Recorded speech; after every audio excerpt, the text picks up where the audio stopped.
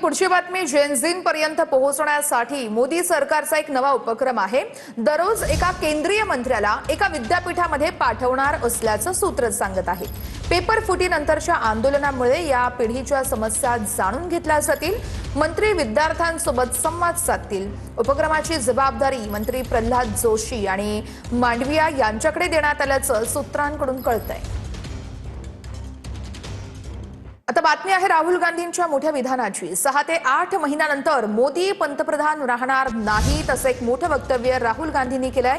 PM Modi राजकीय दृष्ट्या संपलेत असंही राहुल गांधी म्हणाल्याचं सूत्र सांगत आहे। सध्या राजकीय दृष्ट्या मोदी गुडघ्यावरती आले आहेत। काँग्रेसच्या वर्किंग कमिटीच्या बैठकीमध्ये राहुल गांधींनी हे मोठं वक्तव्य केलेलं आहे। आत्मविश्वासाने न घाबरता जोरदार राजकीय लढाई लढण्याची हीच योग्य वेळ आहे। राम मंदिर दानचोरी मुद्दा फक्त उत्तर प्रदेश पुरताच मर्यादित नाही, तर तो तेवढा पुरता मर्यादित न ठेवता घराघरात पोहोचवण्याचा बैठकीमध्ये निर्णय झाल्याचं सूत्र सांगतायत।